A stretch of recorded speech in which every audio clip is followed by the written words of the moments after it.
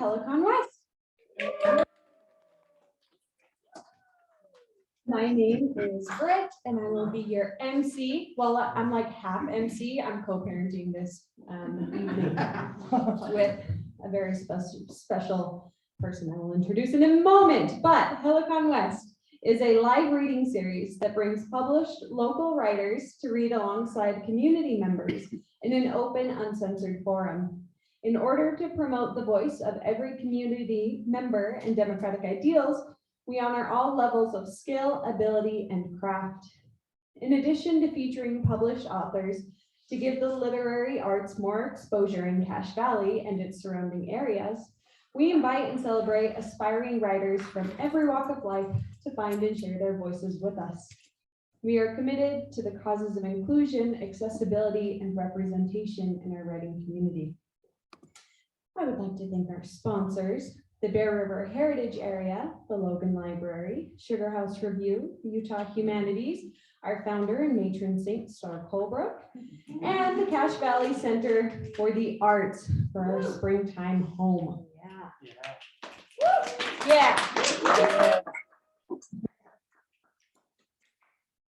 If you would like to read during the open mic portion of the evening, please find our sign-up sheet right up front here next to the coffee.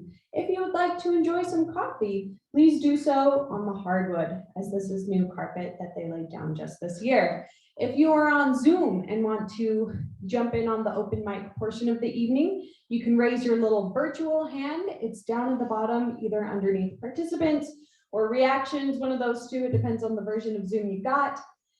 And by doing that, it will let me know to bounce back and forth and make sure to get you in there. After our featured readers, we will get as far down the open mic list as time permits. Each reader has up to 7 minutes of time to read for us. And after 7 minutes, they will be politely clapped off. All of our Helicon West events are recorded and then posted to our Helicon West YouTube channel. If you do not wish to be recorded, but still want to read during the open mic, please make a note by your name when you sign up, or just give us one of these over here when you come up to read. If you are on Zoom and don't want to be recorded while you read, you can either leave your camera off, I suppose, or shoot me a direct message in the chat and we'll be sure to turn that off. I should look at the camera when I'm talking to you. I'm sorry, Zoomers. Okay, Helicon West is made possible by our sponsors and the community we serve. To help us stay in person until the new Logan Library is built and caffeinated, there are several ways you could donate. We have a QR code now. Yes. On the back of these fancy bookmarks. We have a very professional looking tip jar, and I have just gone in today and added a shop tab to our website. Woo! Yes, Sugar House Review has made possible some really cool swag. I don't know. I just read the words, I don't say them out loud. They're for Twitter, not my mouth. Anyway, so you can go online to heliconwest.wordpress.com, find the shop tab, and you can check out some sweet threads that way. Help us continue to bring free literary events to our community. If something moves you, if the coffee revives you, if you've got a good cheap date, consider leaving a tip to help keep a good thing going. Okay, I've been so excited all week and especially today. Our featured readers tonight will be Shaun's Front Room. Shaun's Front Room was formed in response to the creative burnout that so many have experienced over the course of the past few years. The group meets twice a month to gather around a prompt and write together. When they share their work together, they have 4 essential ingredients. 1, all are invited to share, but no one is required. 2, they assume all work that's shared is fiction to provide the writer distance from their work. 3, what they share in the writing group stays between them, except tonight. 4, they welcome feedback, but focus on helping the writer see what's working well in their piece. with that, I will turn the microphone over to Shaun Anderson, whose front room and backyard and magnanimous heart and baking have been saving writers for over a year now.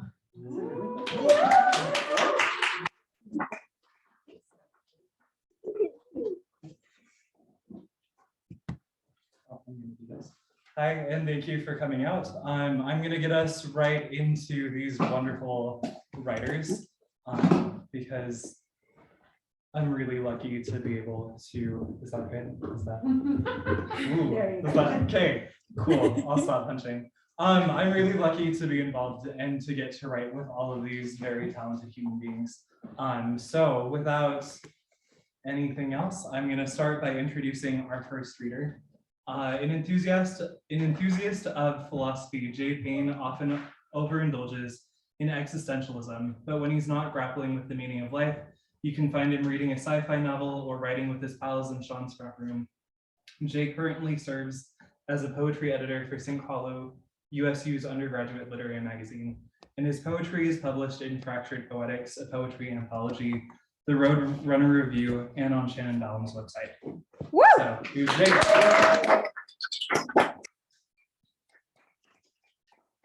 All right, I'll get us going with one poem tonight. It's titled Burying a Small Dead Snake in Card Canyon. I kneel, as if in prayer, over a shallow hole I dug with the heel of my boot. My friend kneels beside me, all 4 inches of a slick yellow snake draped across her hands. And if each of its eyes did not look like a small and starless universe, I could pretend it is only motionless like the statues of Naples, awaiting a cool gust to loosen their leaves, throbbing red with the loss of summer. I know if we neglect to bury this snake, slugs and pillbugs will ingest and shit out its remains. And if we bury it, slugs and pillbugs will still ingest and shit out its remains. She uncups her hands and the snake slips into the soil. It's all so silly, but I let her proceed with this burial of an insignificant creature. I don't need to say anything. The sky spits rain to rinse scales, rinse cartilage, rinse tongue, tooth, trachea, and stomach. Woo!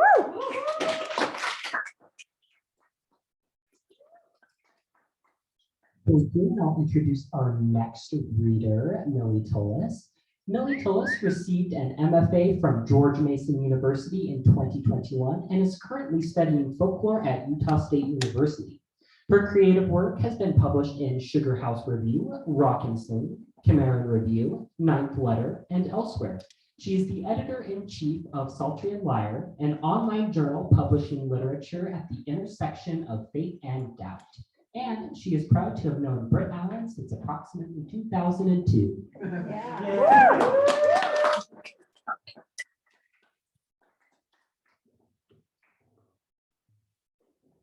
Math might have been wrong on that. It was first grade though, for sure. We established that. One of them. Yeah. Okay. I'm gonna read a couple of short poems.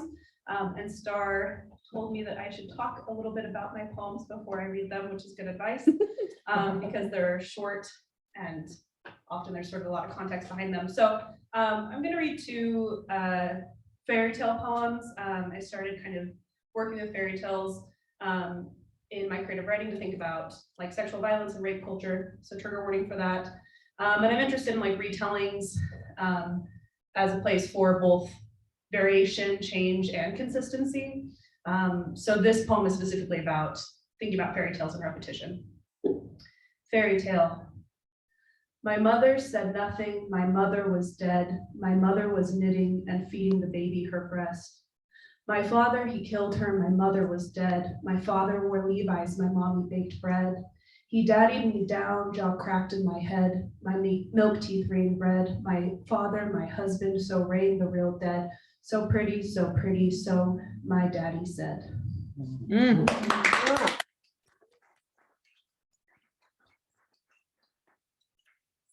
And this one actually came out in Sugar House Review not too long ago, and it's based on Sun, Moon, and Talia, which is like the oldest written version of Sleeping Beauty, where she is completely asleep. He finds her and has sex with her, and she only wakes up because she gave birth to twins and they sucked the poisoned like thimble out of her finger. So that sort of nightmare's totally, yeah, that image is horrific. But Talia, Sun and Moon. Finding herself alone in that palace with 2 children by her side, she did not know what had happened to her. So that's a quote from the story. Once I dropped a stone on a spider and her fat white sack. The littles erupted, hatched by my hand. It was like that. The strangers were everywhere, seizing me where I puckered. 2 fat stones hanged from my nipples, like wolf cubs, like future kings. Yeah.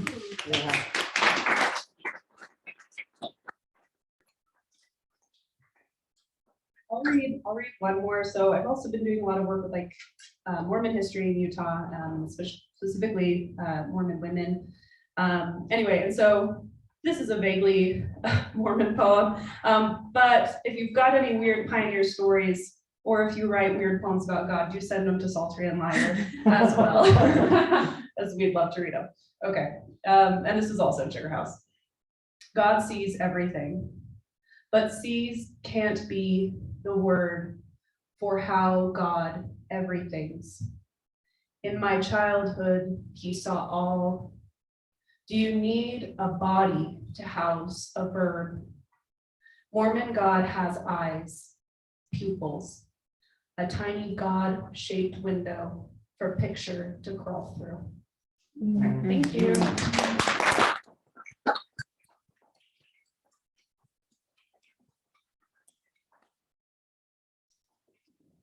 It is my great honor to introduce Camille Sleight. I also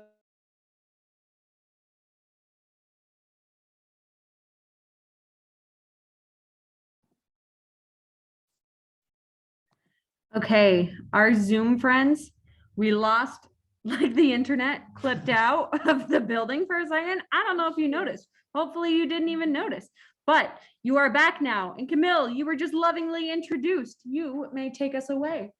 Awesome. Thank you. Can everybody hear me okay?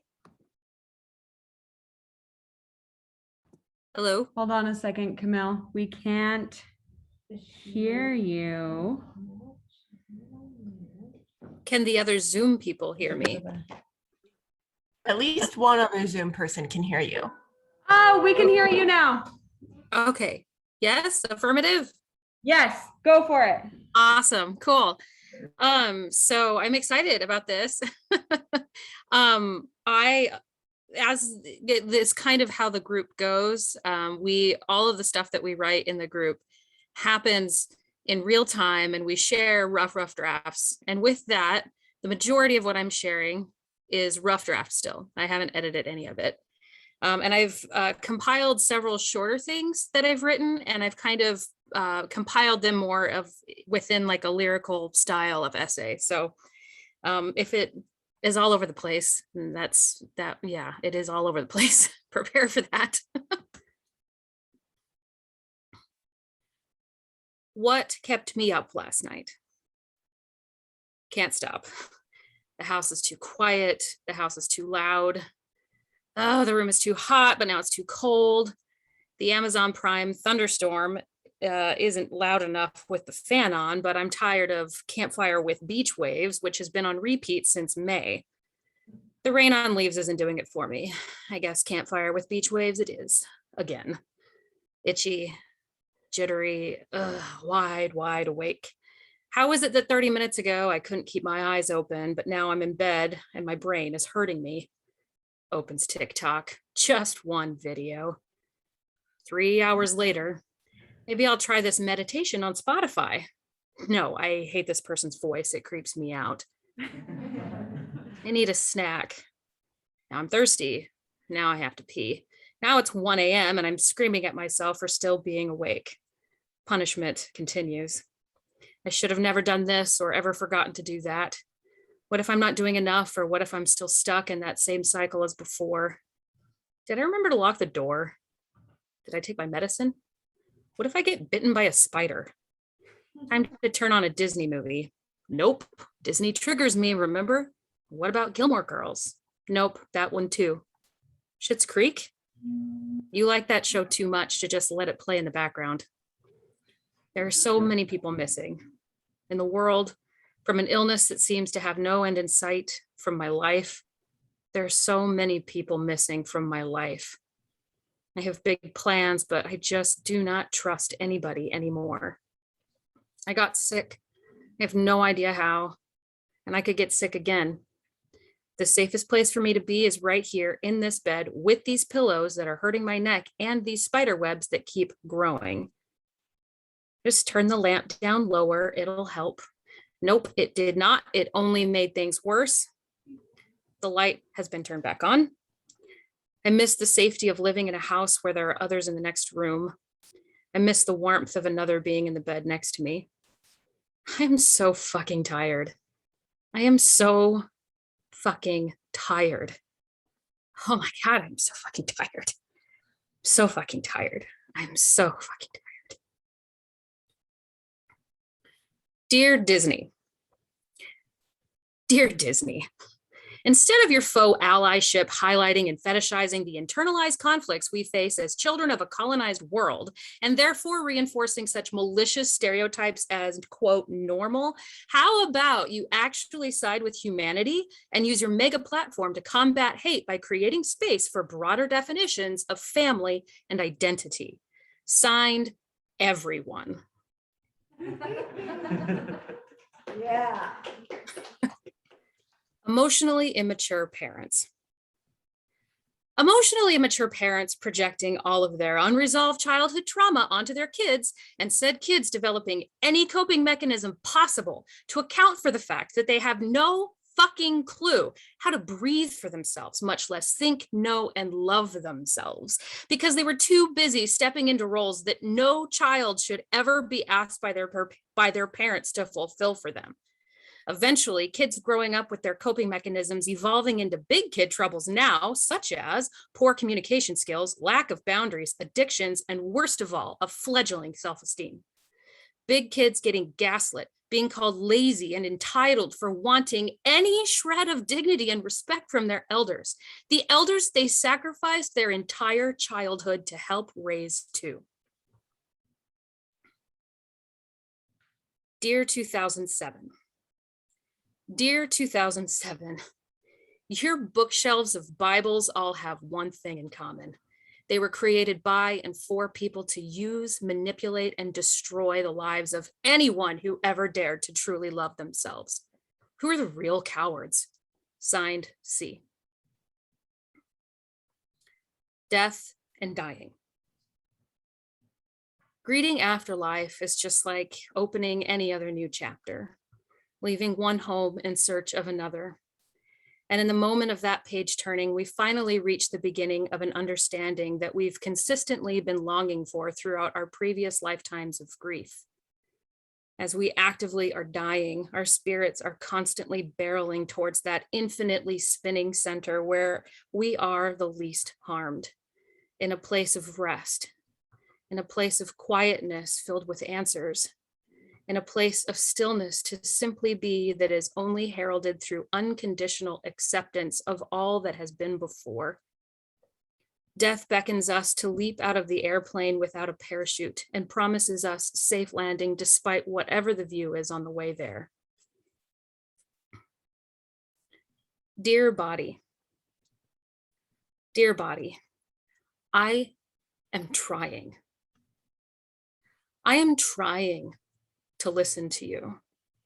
I am trying to hear you. I am trying to understand you. I am trying to respect you. I am trying to be gentle with you.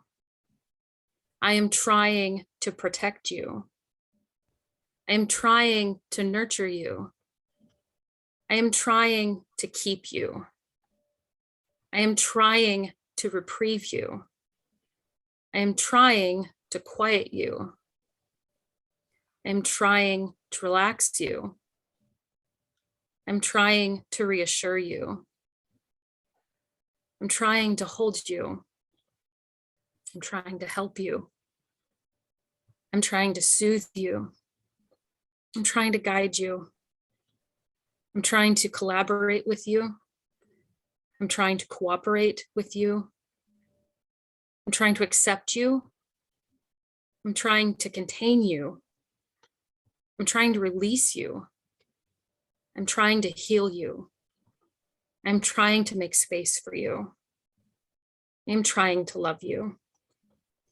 Please receive. And that's all. That's all I've got.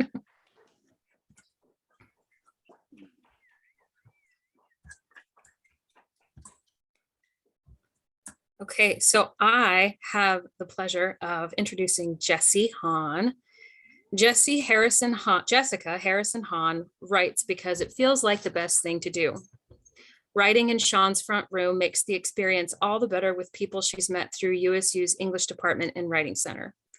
Along with writing, Jessica teaches middle school English and loves forcing friends to watch her eclectic compendium of slideshows.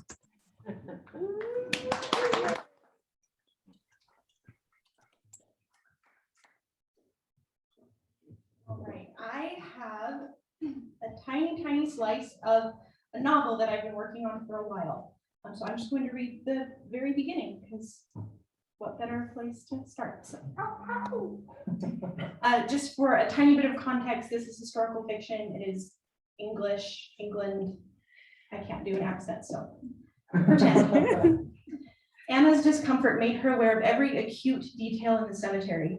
She felt the church loom over her from behind, casting a gentle shadow in the still blue morning light.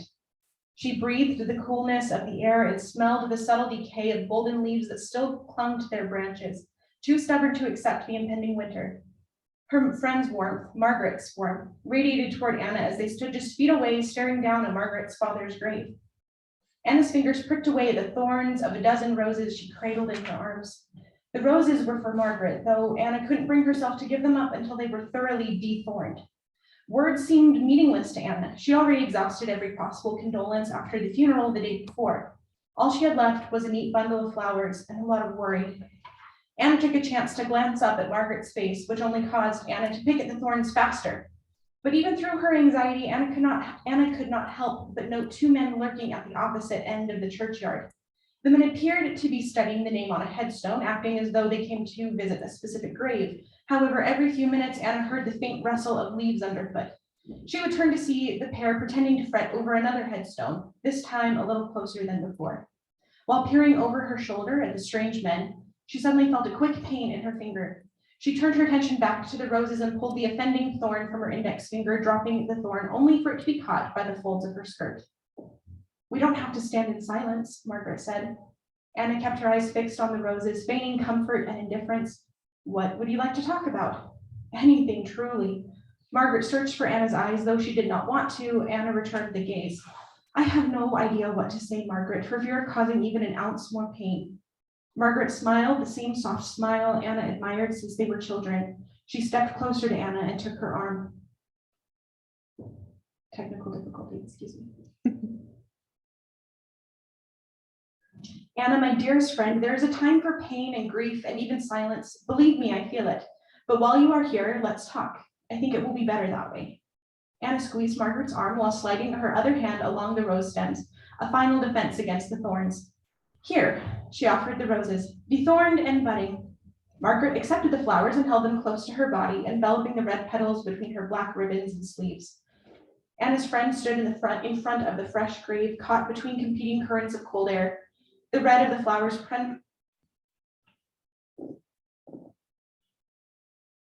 This is going really well. The red of the flowers pressed against the dyed blacken caused Anna's stomach to sink and her temples to pulse. Unable to contain herself, Anna flung her arms around Margaret. Margaret laughed a little, the kind of laugh that accompanies a string of tears and a broken heart. Anna felt Margaret's silent, modest sobs and held her a little tighter.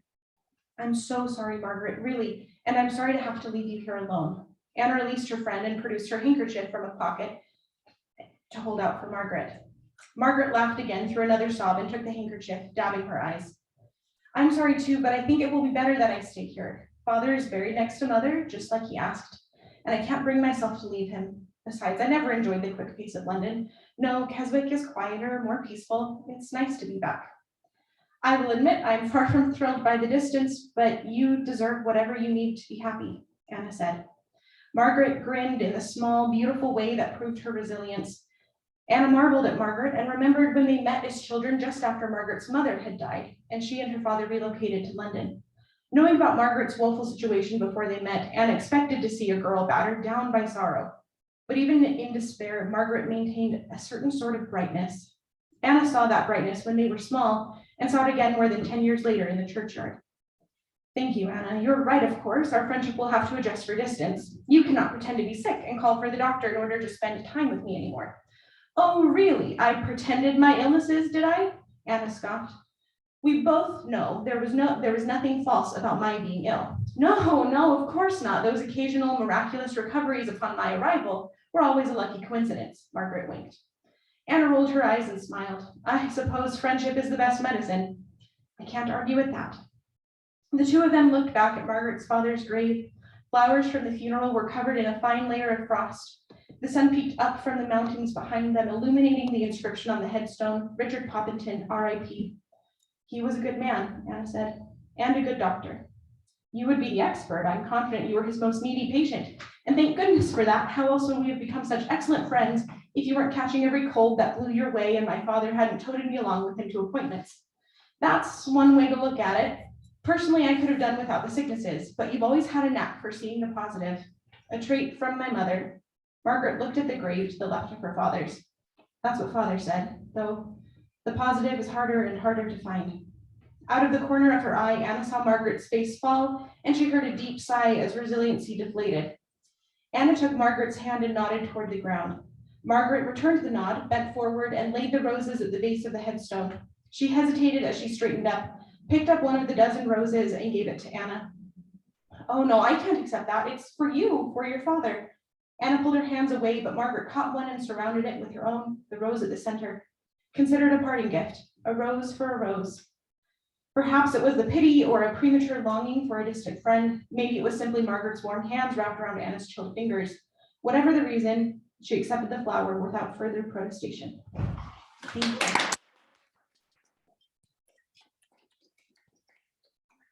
I have the delightful pleasure of introducing our next reader, who is Kylie Smith, and she is a local writer based out of Logan, Utah.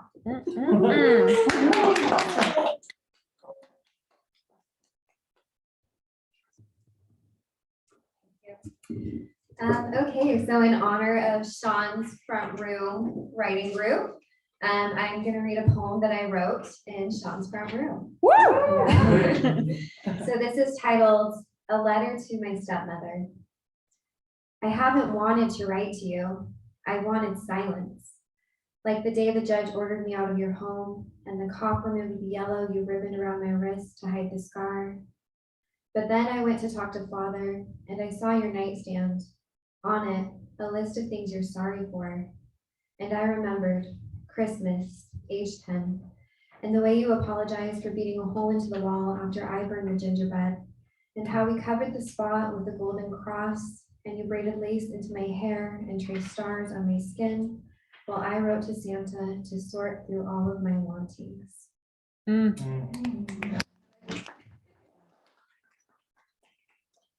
Now I have the delightful honor to introduce Terysa Dyer.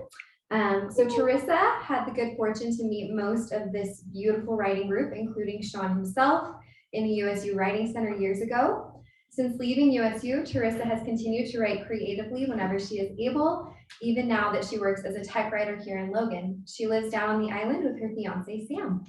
Yeah.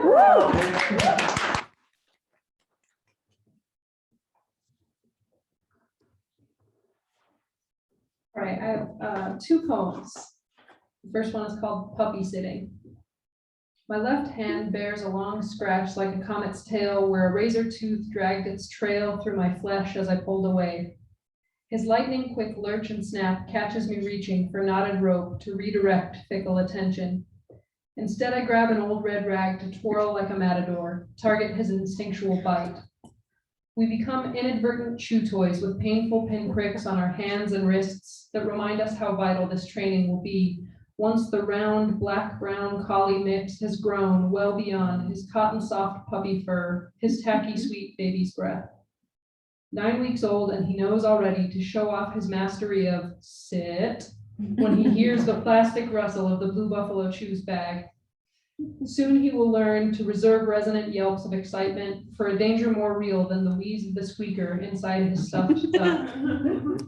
We cannot claim the daily joys and mundane disappointments of molding him into a faithful companion, correcting canine manners, bonding from the end of his braided blue leash on winding morning walks. But as sitters, we hold sacred our duty to reinforce training, to parrot his parents' commands, draw our smarting hands away when he nips so he learns to behave. We will see him between growth spurts, marvel at his stretching forelegs, the breadth of his paws. His razor teeth will fall out as his grown set fills in and his fuzzed muzzle lengthens. Awake and wrestling past midnight, taking potty breaks in the rain, we nurse our hands and devour his fleeting puppyhood while we can.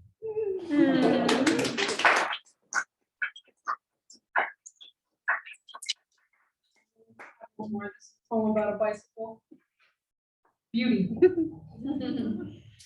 Little Walmart white-framed Huffy, first two-wheeler, with shiny sea green streamers that whipped thinly through the air when we took off down the street, crackled when we turned the corner at the end. I used to imagine the streamers a mane, in the full gallop wind, atop my swift horse, my beauty. She reared up to take off when I pulled into a wheelie. I'd mutter, yeah, and pedal fast as I could, picture the countryside from the strong back of my mare. Any day but one, our favorite spot was the lot of the Mormon church tucked deep into the neighborhood. It squatted on enough of a slope that Beauty and I had to push hard up the hill on one side before wheeling graceful to the left as I tugged leather reins to bring her around. Then the church lot disappeared. Beauty and I took flight from the top of the prairie trail under her hooves. I stood in my stirrups to pedal down the decline, pulled her head again to the left as we galloped toward my favorite part of the ride. The short jump off the curb became a leap for our lives over a fallen fence post, a boulder, a gulch we hoped we could just span. I'd cling tight to her reins and urge her, come on, over obstacles only I saw. Then we'd land on firm wheels in the open lot. Most afternoons, we'd circle around the church and hit our climactic jump again and again until I imagined even Beauty's legs would be sore. I'd pat the center of my handlebars and tell her she'd done good, pedaling us toward home at a trot. What happened to my Beauty? Did she languish in the landfill before someone's father loaded her into his Toyota's bed, gathered dust in the unfinished back room at the DI between a flower pot and one ski pole? No, I imagine she was put out to pasture somewhere with dirt roads, kids with tangled hair, wide open lots to ride through 7 days a week. Yeah.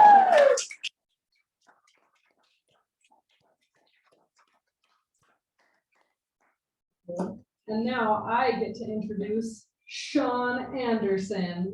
Shaun is a graduate school dropout who has spent the last year enjoying his life as a trophy husband. He lives in River Heights, where he spends his days baking, writing, and watching RuPaul's Drag Race. Yeah.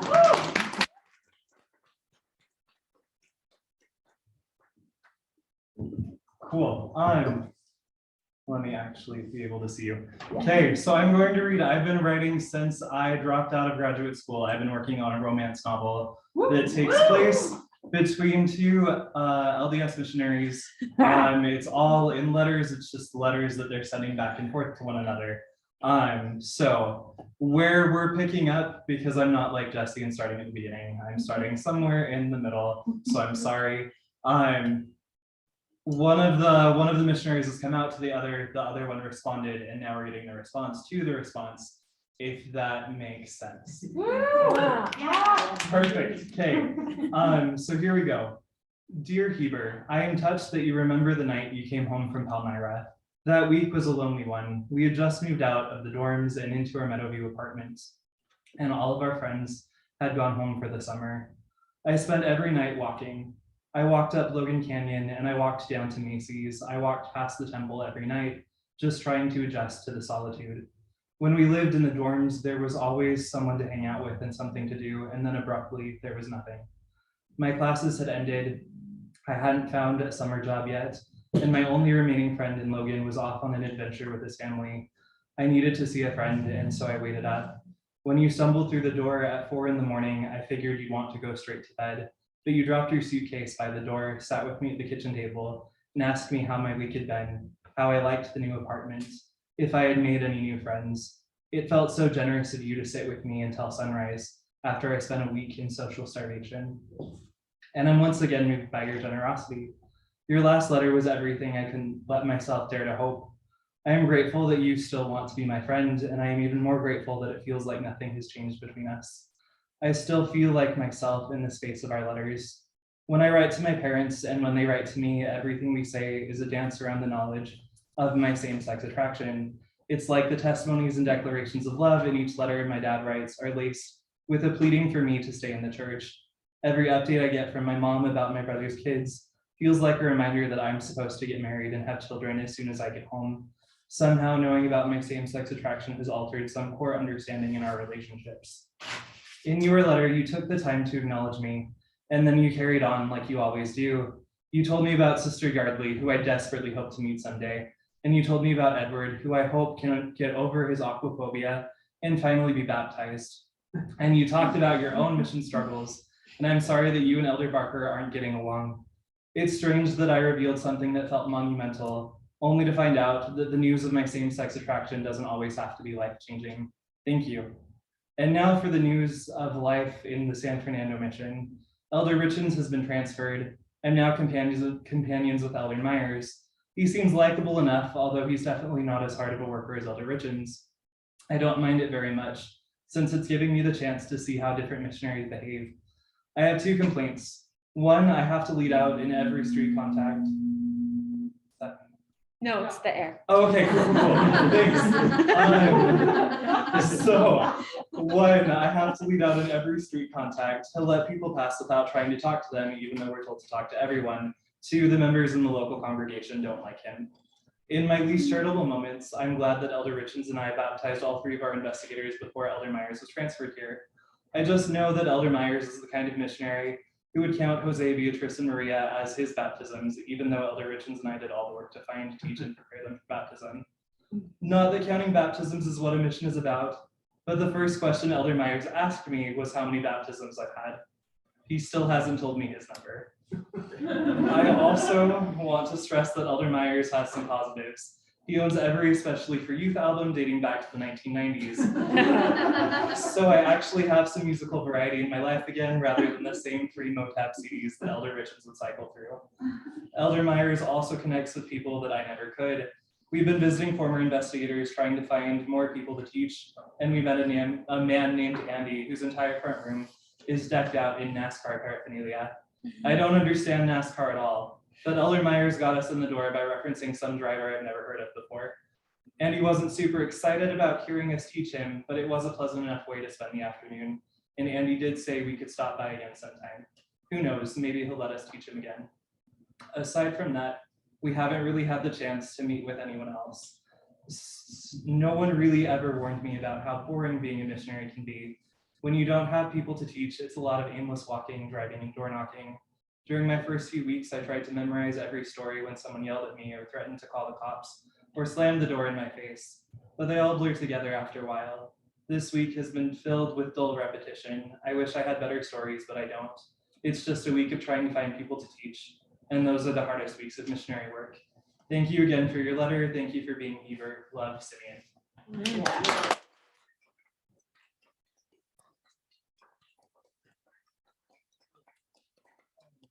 And we have 2 readers left, and it's my privilege to get to invite Jack Bylund up. Jack Bylund is a local editor and ghostwriter because he has an English degree instead of practical skills. He wrote this. I am not just like up here roasting Jack.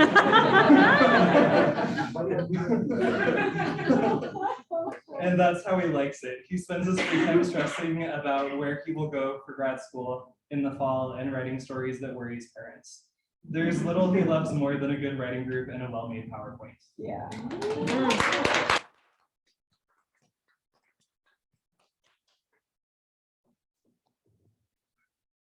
Specifically, I like Jessie's PowerPoints. Now you stand up closer to that. Oh, let's get closer to it. I will be reading a flash fiction entitled Musings of an Antediluvial Ghost. I lived for a cruel, short time, numberless years in the fabled past. My story is one you doubtless know, perhaps even believe, though my role, and that of millions, receives no thought beyond vague allusions to some unspoken wickedness, and a genocide as final as it is forgotten, even celebrated. Although seasons beyond count separate the days of my life from yours, human nature has changed little in the vast space between us. We lived as people do. We had parents and spouses, siblings and children. We existed. Sometimes we even dared to be happy. But a strange man dwelt at the edge of our sliver of civilization, always keeping his wife and sons apart from us. He professed belief in an unknown and unseen God, calling himself prophet and perfect in his generation. We shrugged and allowed the unusual family their curious and harmless religion. The prophet, though, refused to leave us alone.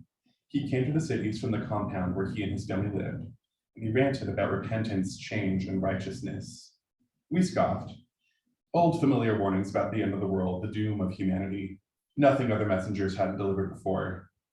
The earth was filled with violence, he said. The thoughts of our hearts were evil continually, and as much as his God loved us, he repented of our existence. No one likes to be told they are wicked, and almost no one ever believes they are, so few stopped to listen. Most who did only threw his admonitions back in his face. Don't judge them too harshly. Ask yourself instead, would you have heeded the old prophet's words? The long annals of history suggest you wouldn't.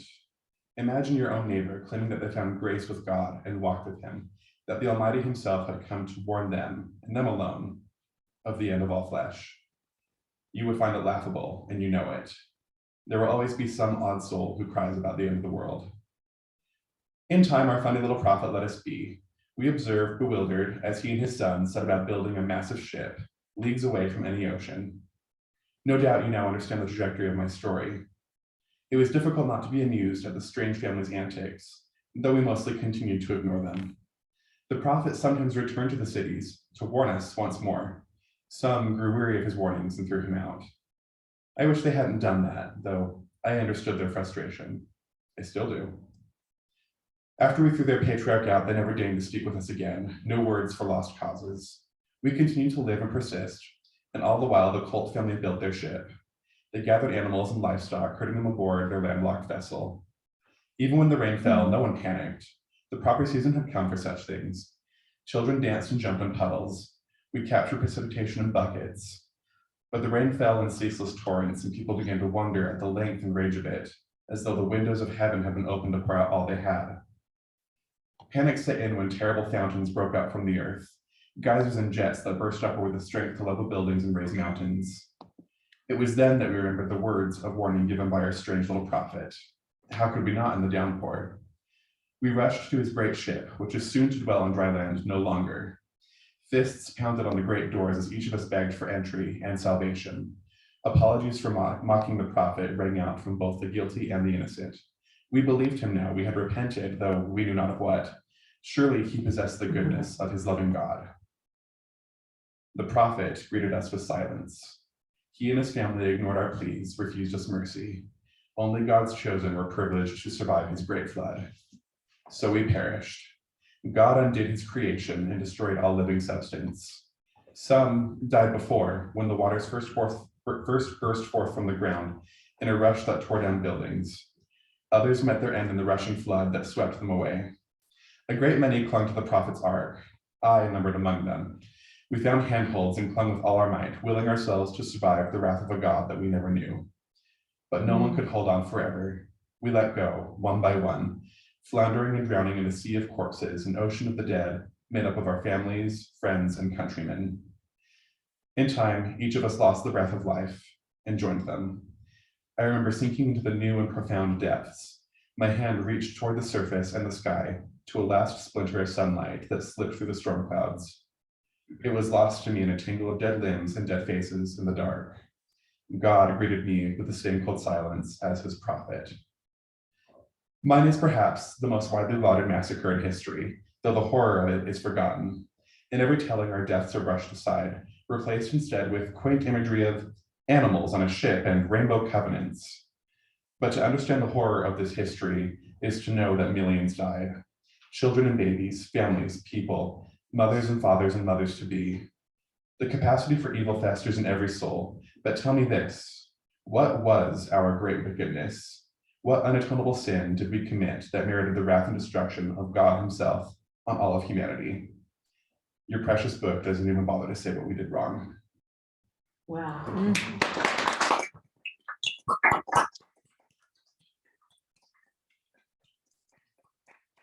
We'll be introducing our last reader. I'm privileged to introduce Star Coulbrooke. She retired from the limelight of laureateness and coordinatorship when COVID hit. She spends time with her Mitch, their 2 pandemic cats, Rosie and River, and their border Aussie puppy, Rooster, who's gotten so big. Star cherishes her extended family, her many deep and abiding friendships, and her twice a month memoir writing time in Shaun's front room.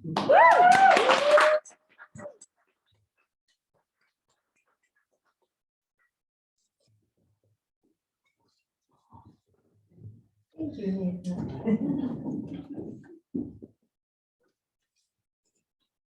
The prompt for this piece was to write about any experience or relationship with an animal. My little sister Leanne loved the cows. We usually had 6. I couldn't remember their names, so I asked Leanne. She replied, Droopy, Dawn, Sunset. Droopy was mixed black and white. She licked me from her place east of the walkway. Well, Leanne was talking about the barn, which is old and dilapidated now, but was new when we were kids because the state of Idaho told Dad he had to replace our big old straw-floored barn with one that had concrete floors and troughs and metal stanchions. Each cow had her own place in the barn for milking time. Leanne says Dawn and Sunset were memorable because they bloated. We grew our own fresh hay, irresistible to cows. If they broke through the barbed wire fence to the hay field, they wouldn't stop eating until they nearly exploded. When that happened, Dad would stick them in the side to release the gas before they fell down dead. What a stench. I hated the smell of cows, even when they weren't bloated. Their hot breath and belches, backsides reeking of tail-swiped manure, big knobby legs up to the knees in mud, dusty hides matted in burrs, haloed with flies. When they walked into the barn to be milked, they let loose with spattering cascades of steaming green stink. As a prissy, rule-driven, cleanliness-loving little girl, I was offended by the cows and what went on in the barn. To my tomboyish little sister, the barn was a haven, the cows her best friends, like all the other animals on the farm. I avoided the barn and the cows. Leanne spent as much time as possible with them. She knew their names, behaviors, habits, and characteristics. She was too young to herd them up to hill to pasture, but she came along with me when I had to do it. I hated every part of it. The terrible hot dust, the ever-pouring shit from the cows as they lollygagged along, bad swaying side to side, teats flipping along like fat, boneless fingers, shit-caked tails whipping their big rumps. Sometimes their tails would stand straight up, showing their disgusting parts, where anyone could poke them with a stick, as one of my brothers said he sometimes did. Twice a day, they had to be milked. They came down the hill bawling for relief from their tight, full bags. My brother Kel describes the way he got them to file into the barn. He'd take a bucket of oats or barley out to entice them, then pour it into their grain cribs at the heads of their stalls where they would happily eat as he closed the stanchions behind their necks to keep them from backing out before the milking was finished. Sometimes a cow's back legs would have to be hobbled after locking her into the stanchion. Kel says they had a cow named Skinny, who was a real mean kicker. He always had to put hobbles on her. It seems Kel had a fondness for some of the cows, as he elaborates on Leanne's account of Droopy. When you'd walk in the barn, he said, Droopy would be on the right. If you scratched her right behind where her horns used to be, she'd quit chewing her cud, her ears would droop, and then her head until her nose was in the feeding trough. Droopy was an H10.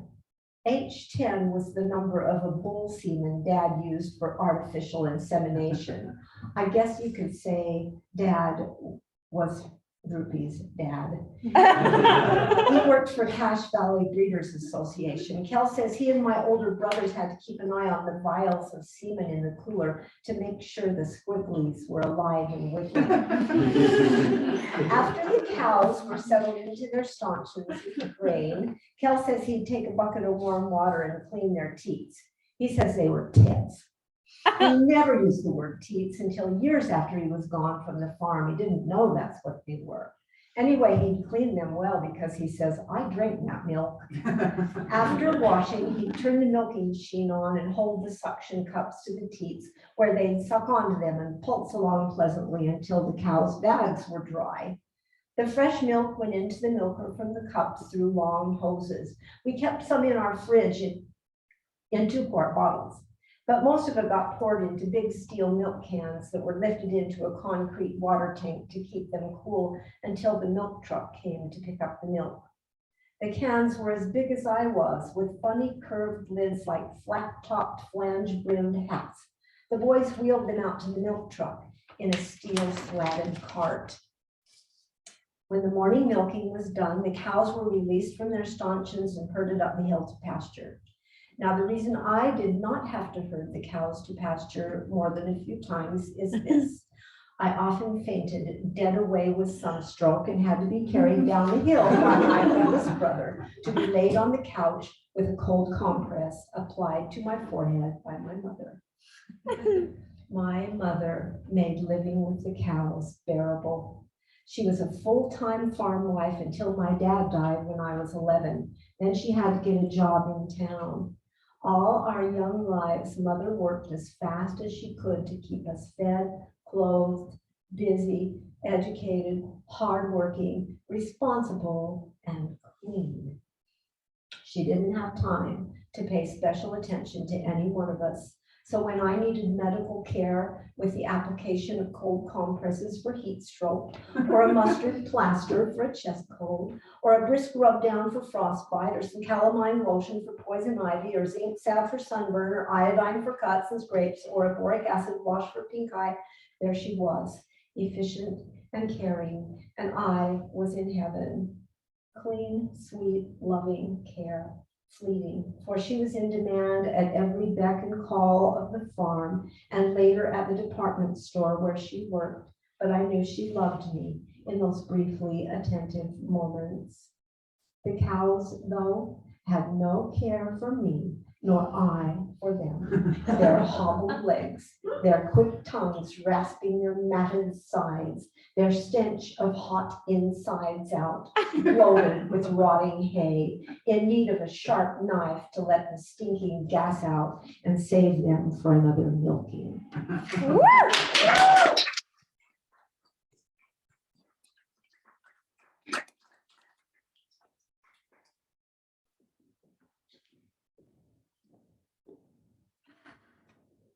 I love you all. I love Shaun's front room and his backyard and his house and his kitchen and his self. So thank you, Shaun, for holding this space, and thank you all for joining us tonight and for sharing and listening and being here. Thank you.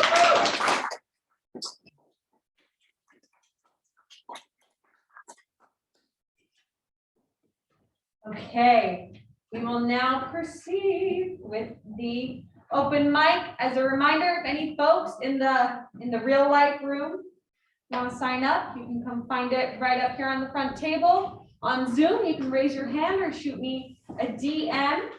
At this moment in time, we have 3 readers signed up. The first is me, and the second will be Ronald Jensen, and the third will be Alyssa.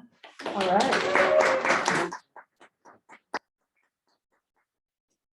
Okay, so I am an infrequent attendee at Shaun's front room, and I love it. Every single time I go, I strongly encourage everyone, like everywhere, to make these groups where you can just go and take a prompt and then you sit with it like in silence for an hour and you just write, and it's so good for my soul. This is not something I wrote at Shaun's front room, but I do get a lot of good writing out there as well. I'm also good at time myself. So at the last Helicon, I began reading from my novella that I scratched out last November. Because it was NaNoWriMo, and the first half of the month I'm like, oh, I wish I had time to do NaNoWriMo. And then the second half of the month I was like, I'm just gonna do it. So I did it. What you missed if you weren't here the last time is basically it's a story about a girl named Story, which I thought was cute. And it's her birthday, it's her 5th, it's one of her birthdays, and she's riding, she got a pink bike. It wasn't a Huffy bike. I could see that Huffy bike. My sister had that one. And she's riding this bike in a really excited circle in the living room, and her parents are in the kitchen, and her dad's kind of chugging on a tall boy. And as her dad like kind of burps, and it creates, anyway, this cosmic, I'm not a scientist. Anyway, that's all you need to know. I'll just pick up there because it's about to get really weird. Okay, so in short, the parents were not watching Story ride her bike around real fast. This created the perfect opening in the cosmos, right where a cloud of erratic joy energy, whipped up by the cyclone of Story and her bike, met bone-deep adult disappointment, whipped up by the belch up Story's father's throat. A combination that could rip a hole just about anywhere at any time, but was especially ripe and ready to burst through on the winter solstice, extra especially so near to a solstice child. Story was also born on the solstice, the winter solstice. With the northern hemisphere tilted 23.4 degrees away from the sun, 23 and nearly half of another, before I thought better of it, things slipped through the cosmic rift into Story's living room that day. This day being the winter solstice, meaning the northern hemisphere where Story and her family lived, was the farthest from the sun it could ever possibly be. The 23 things that slipped through were generally inclined toward darkness, which did not necessarily make them evil, but it certainly made them wily and unsafe company for unsupervised little girls like Story. Winter solstice is also the shortest day of the year, which means the longest night, and these creatures thrived on darkness. It was full morning at the time of the rip, so no sooner than the 23 beings crossed over, they flitted for cover in the nearest shadows, between couch cushions and underneath the furniture, between books on the shelves and behind drapes along the floor, one even discreetly bunching up at the nape of Story's neck behind her unbrushed hair. When one deals with beings of light and dark, you must also naturally expect the speed of light from them, because you should. For this reason, Story did not see anything happen or notice anything unusual. But when she turned her bike about, just as she had entirely too many times that morning for those of us with fully developed inner ears, Story noticed something was gone. Her laughter hitched in her throat as she finally, blessedly, slowed her hot pink birthday bike down and looked around the room. The shadow solstice things tightly in their places, Story didn't see anything move, not even a flick of the drapes, and certainly not anything bouncing over the back of the couch with thumbs in their mouths and eyes trained warily. Oh, her sisters. They must have left the room, quite suddenly, and rude too, Story thought, as this was her birthday, and certainly not a day she wanted to perform for no one. She saw a lack of parents in the room too, and although that was more common, it was still her birthday and she still didn't have to like it. Setting her small mouth, Story pushed down on the bike's pedals again, determined to keep up her show until some of them came back. It was her birthday and they must be back. Though she didn't say it or hardly think it, Story soon began to feel spooked. Since when had her sisters been so quiet? And why couldn't she hear the rumbling undertones of her parents' unhappiness, a seismic frequency that carried easily across the thin lines of the house? And most upsetting of all, why weren't any of them coming back to watch her?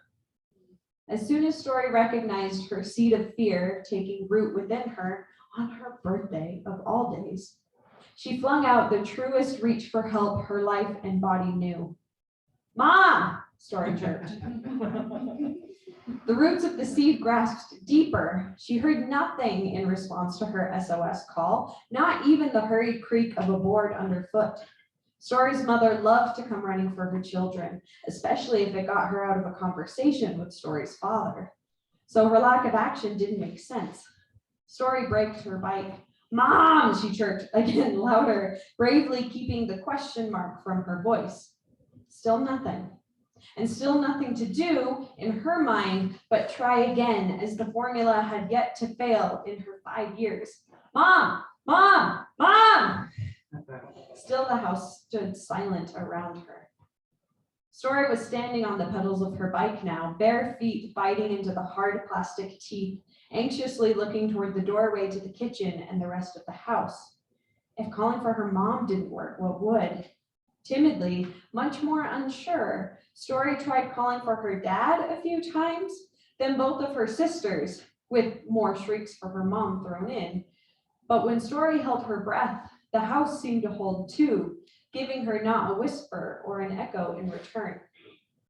Now Story was starting to really feel afraid, but one last desperate thought came into her mind. It was her birthday.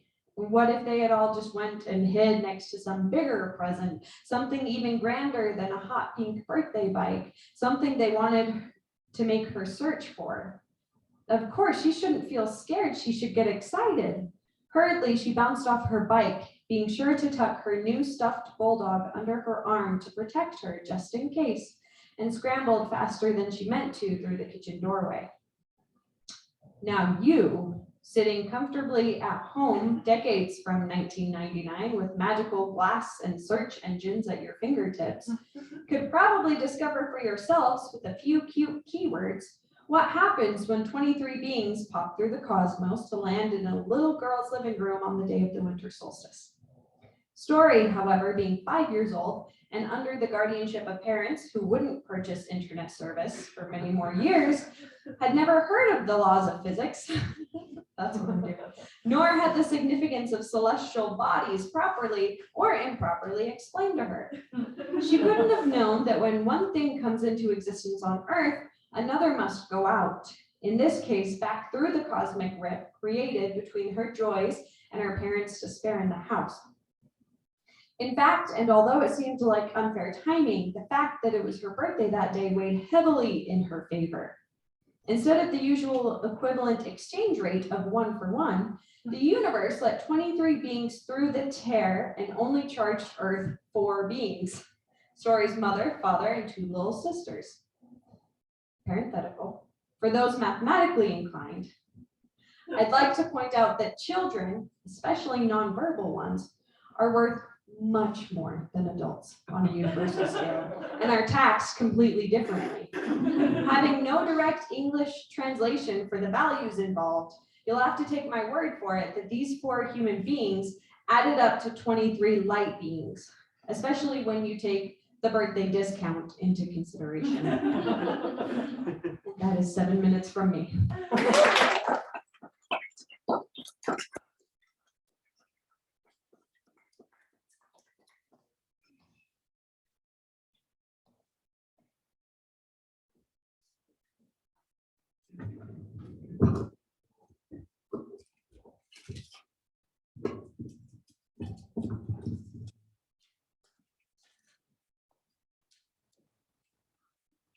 Hi. Hi, everyone. Hello, Ron. Coulbrooke, 60 years ago, the parents had just met on a day they'll never forget. But 9 years ago, it wasn't so good. My mom found her to leave the neighborhood. Now they're back together in the next life, being happy forever. As husband and wife.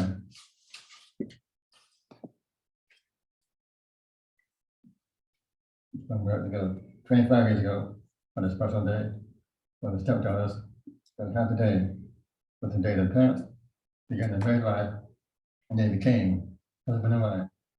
Take it away for the girls to be born. With this on now, I've called them on. Both the parents have made it really and most of the rest of my life from near and far.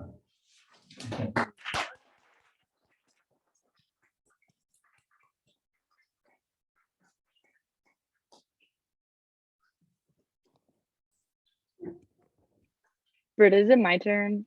Okay. Hello. Can you hear me? Yep, you're good. Hi. Okay, awesome. So basically the main reason why I want to do open mic was because I wanted to tell you all that I love you and I miss you. And I love being a part of Shaun's front room for the brief time that I did. And you guys are awesome. Okay, I'll read something too. So I learned like a month ago that there's this form called a haibun, which is apparently a thing. That's like a combo between an essay and a haiku. And I'm in a hybrid class, so we're experimenting with that and it's fun. So I will read you my little experimentation. All righty. It is called Riker. The curls in Riker's hair were kept secret by his close trim. His brown locks,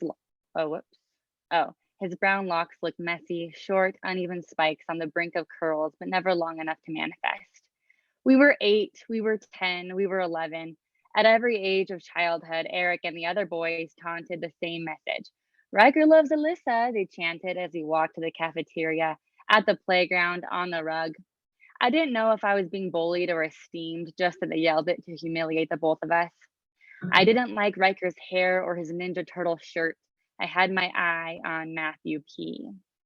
On school swim day, Matthew P. and Riker chased me around the pool. Eric told them whoever tagged me first won, but I didn't know about the game. 2 12-year-old boys lunged at me, stomping and splashing so that huge waves of chlorinated water rose over their chests. I ran. I leapt from the high dive, my green swim skirt fluttered in the air. I held my bruised and skinny legs together until I touched the water. When they caught me, they said they wanted to help me fly. I ducked under the water and each boy held onto one of my wrists. Then they flung me as high as they could. For those brief moments, I loved being higher than them, looking down on Riker and his wet curls and Matthew P.'s buck teeth before dipping under again. Before we all went home, Riker ran across the pool once more, alone this time. Out of breath, droplets of water soaked his face and he pointed a finger at me, preparing for a speech. For the record, he said, I've always liked you. Do you like me? No, I said. I didn't smile, didn't try to soften the blunt truth of it. And then he was gone. He swam pathetic kicks of his legs in the shallow pool away. In high school, we weren't friends. He was in band, I ran track. He made out with his girlfriend in the hallway and I did homework during lunch. I think I was too harsh. I told my friends that day at the pool. Sometimes I caught his eye and smiled and I wondered if he remembered helping me fly. 3 months after we graduated, Riker died. On the winding curves of the canyon road, he fell asleep. His red truck drifted and he was gone. We released balloons for him in the parking lot, a high school reunion much too early. Eric hugged Riker's girlfriend. I didn't see Matthew P.